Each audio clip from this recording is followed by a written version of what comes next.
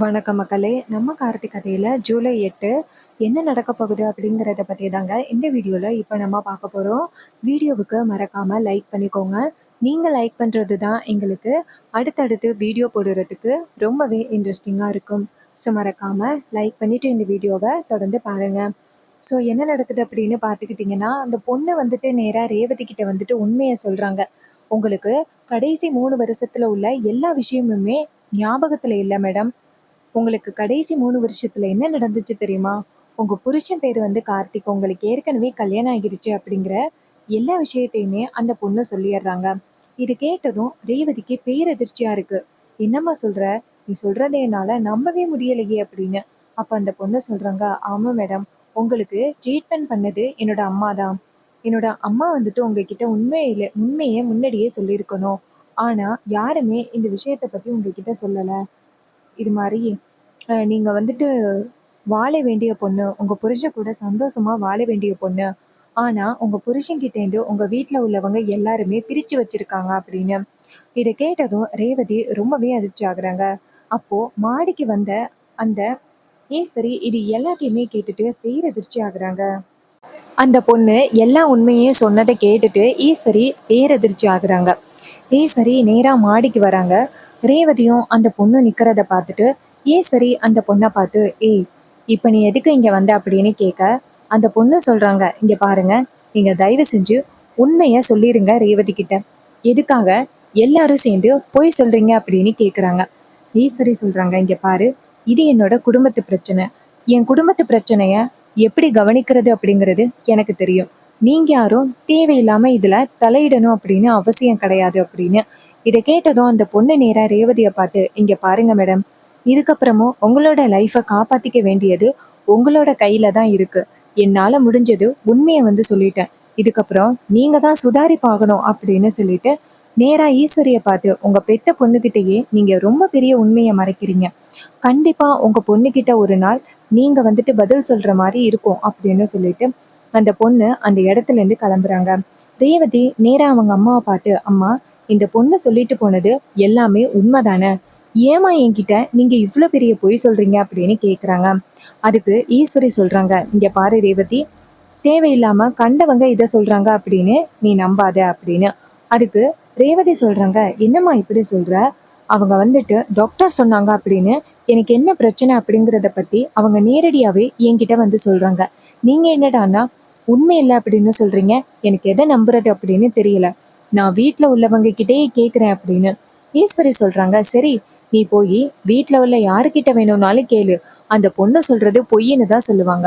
நம்ம குடும்பத்துக்குள்ள ஏதோ பிரச்சனையை உண்டாக்குறதுக்காக அந்த சிவனாண்டி அனுப்பியிருப்பான் போல. நீ ஏன் தேவையில்லாம கண்டதையே நம்புற" அப்படின்னு.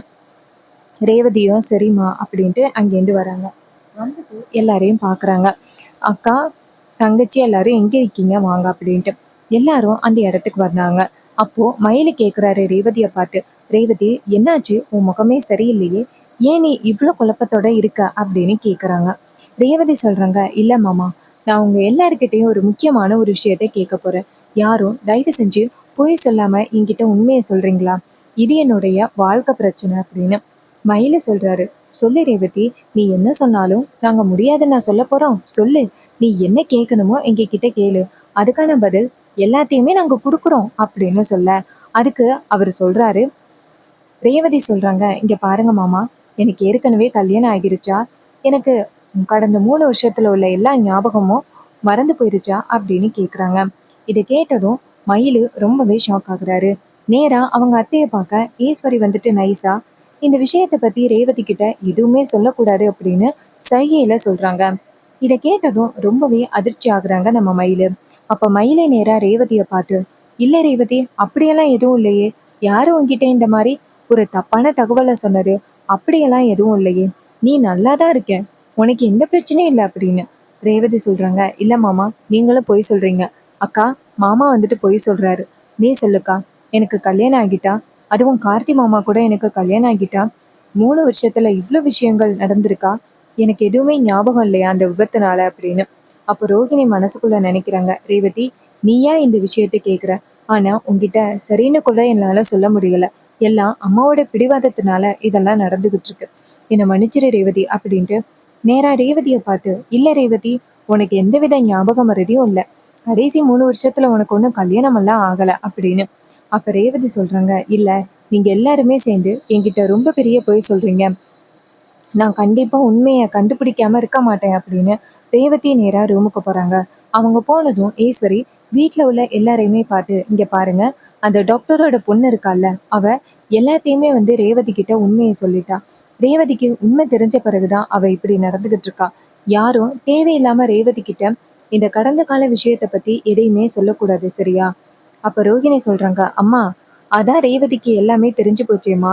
இப்ப ரேவதியும் ரொம்ப நல்லா தான் இருக்கா. அவளுக்கு எந்த பிரச்சனையும் இல்லை. பேசாப்ல அவகிட்ட உண்மையை சொல்லிட்டா என்ன அப்படின்னு. ஈஸ்வரி சொல்றாங்க, தேவையில்லாம யாராவது அவகிட்ட உண்மையை சொல்லணும் அப்படின்னு முயற்சி பண்ணீங்கன்னா அவ்வளோதான்.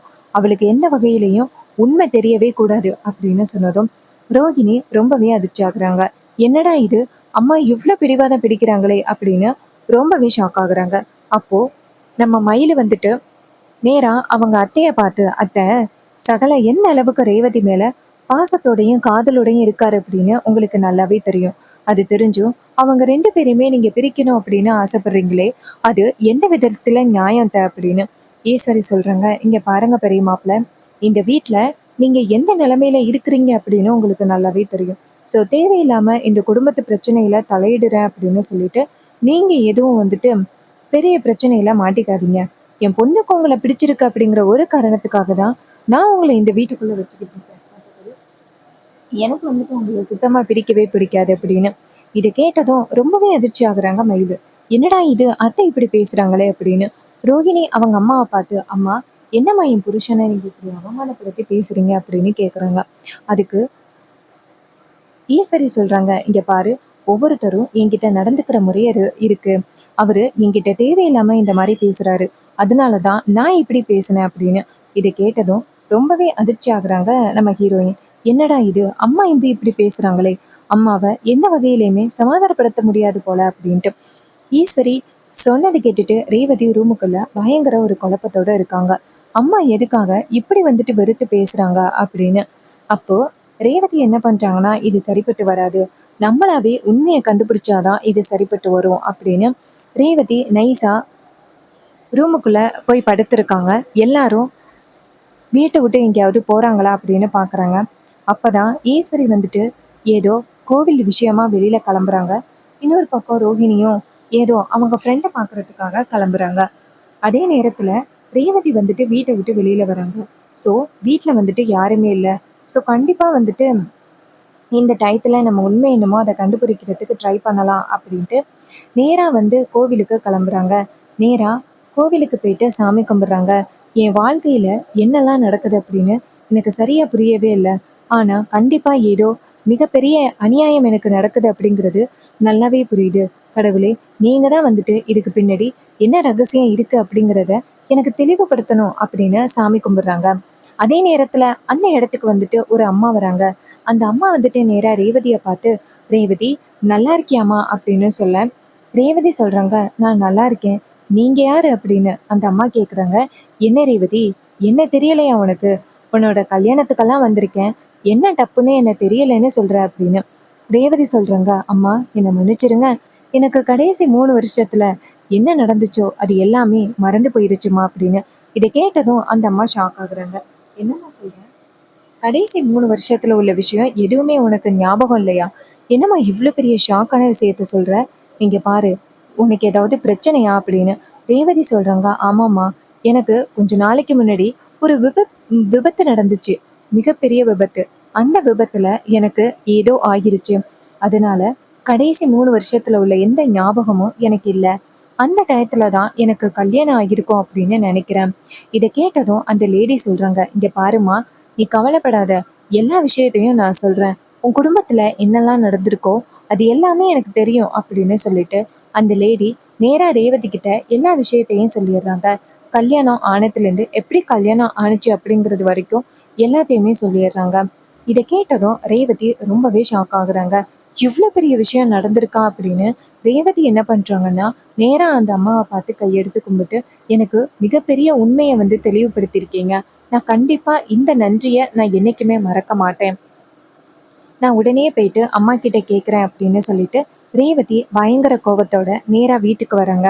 நேராக வீட்டுக்கு வந்துட்டு அம்மா எங்கே இருக்கீங்க, வெளியில வாங்க அப்படின்னு சொல்ல, அப்போ ஈஸ்வரி இருக்காங்கல்ல அவங்க, ரோஹிணி, எல்லாருமே வெளியில வராங்க. அவங்க வந்ததும் ஈஸ்வரி கேக்குறாங்க, ரேவதி என்னாச்சு, ஏன் இப்படி தேவையில்லாம வந்து சத்தம் போட்டுக்கிட்டு இருக்க, என்னடி ஆச்சு அப்படின்னு கேக்குறாங்க. அதுக்கு ரேவதி சொல்றாங்க, அம்மா நான் சொல்ல போற விஷயம் உண்மையா, எனக்கு கடைசி 3 வருஷத்துல உள்ள எல்லா நிறைய ஞாபகங்கள் இல்லை அப்படின்னு ஒரு பொண்ணு காலையில வந்து சொன்னாங்க. அதை தெளிவுபடுத்திக்கிறதுக்காக தான் நான் கோவிலுக்கு போனேன். அப்போ ஒரு அம்மா என்னை பார்த்து என்னெல்லாம் நடந்துச்சோ எல்லாத்தையுமே என்கிட்ட சொல்லிட்டாங்க. ஏமா என்கிட்ட நீங்க இவ்வளவு பெரிய பொய் சொன்னீங்க, அப்படி நான் உங்களுக்கு என்னம்மா துரோகம் பண்ணேன், ஏமா எனக்கு நீங்க இவ்வளவு பெரிய ஒரு துரோகத்தை பண்ணீங்க அப்படின்னு சொன்னதும் அப்போ ஈஸ்வரி ரொம்பவே ஷாக் ஆகுறாங்க. ஈஸ்வரி சொல்றாங்க, இங்க பாரு, கண்டவங்களும் கண்டதை சொல்றாங்க அப்படின்னு நீ தயவு செஞ்சு அவங்க சொல்றதை கேட்டுக்கிட்டு உங்க அம்மாவை நீ பகையாளியா நினைக்காத. என்னைக்குமே உங்க அம்மா உனக்கு எந்த விதத்திலையும் வந்துட்டு துரோகம் நினைக்க மாட்டாங்க. நீ நல்லா இருக்கணும் அப்படின்னு தான் நினைக்கிறாங்க.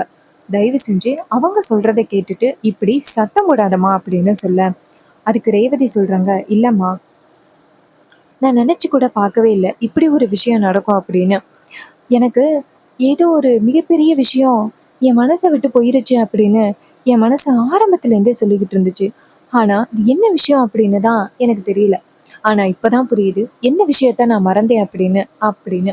இதை கேட்டதும் ரொம்பவே ஷாக் ஆகுறாங்க நம்ம ஈஸ்வரி. அப்ப ஈஸ்வரி சொல்றாங்க, ரேவதி தயவு செஞ்சு கண்டவங்க சொல்றாங்க அப்படிங்கிறதுக்காக உங்க அம்மாவை நீ என்னைக்குமே வந்துட்டு பகையாளியா நினைக்காத. உங்க அம்மா உனக்கு என்னைக்குமே நல்லதுதான் யோசிப்பா, நீ என்னைக்குமே நல்லா இருக்கணும் அப்படின்னு தான் நினைப்பா. ஸோ அவங்க சொல்றாங்க அப்படிங்கிறதுக்காக தயவு செஞ்சு நீ அம்மாவை தப்பா நினைச்சிடாதம்மா அப்படின்னு சொல்ல, ரேவதி சொல்றாங்க, இங்க பாருமா, அப்போ நான் கேட்கறதுக்கு பதில் சொல்லு, எனக்கு கல்யாணம் ஆனது உண்மையா, இப்ப கூட நீ பொய் சொல்லாம உண்மையை சொல்லுமா அப்படின்னு சொல்ல, ஈஸ்வரி சொல்றாங்க, ஆமாண்டி, உனக்கு கல்யாணம் ஆனது உண்மைதான், உனக்கும் கார்த்திக்கும் கல்யாணம் ஆகிருச்சு. ஆனா உனக்கே தெரியும் எனக்கு அந்த பரமேஸ்வரியோட குடும்பத்தை எந்த அளவுக்கு பிடிக்காது அப்படின்னு உனக்கு நல்லாவே தெரியும். அப்படி இருக்கையில நான் எப்படி உன்னை அந்த குடும்பத்துக்குள்ள அனுப்புவேன், நான் கண்டிப்பா அனுப்ப மாட்டேன். அதுக்காக தான் நான் இவ்வளவு பெரிய காரியத்தை பண்ணேன். நான் பண்ணது மிகப்பெரிய தப்பு தான், இல்லைன்னு சொல்லல.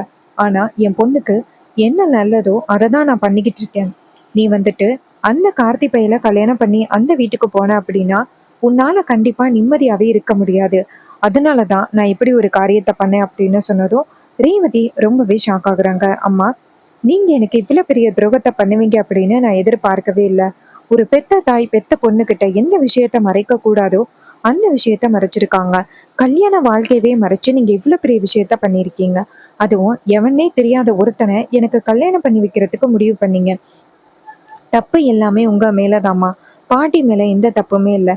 நீங்க தாம்மா ரொம்ப மோசமா நடந்துக்கிறீங்க அப்படின்ட்டு ரேவதி பேசுறாங்க. ஈஸ்வரி சொல்றாங்க, இங்க பாரு ரேவதி, உன்னோட லைஃப் நல்லா இருக்கணும் அப்படிங்கிறதுக்காக தான் நான் இப்படி ஒரு முடிவு எடுத்தேனே தவிர்த்து நான் வேற எதுவும் தவறான முடிவு எடுக்கல அப்படின்னு. ரேவதி சொல்றாங்க, நீங்க என்ன தவறான முடிவு எடுக்கல, அதான் என்ன தெரியாத ஒருத்தனுக்கு கல்யாணம் பண்ணி வைக்க பார்த்து என் லைஃபே ஸ்பாயில் பண்ண பாத்தீங்களே, அதெல்லாம் சரியா அப்படின்னு சொன்னதும் ரொம்பவே ஷாக் ஆகுறாங்க ஈஸ்வரி. ஸோ இதுக்கு மேலேயும் இவகிட்ட நம்ம பேச முடியாது போல அப்படின்னு ரேவதி சொல்றாங்க, நீங்க பண்ணது ரொம்ப பெரிய தப்பு.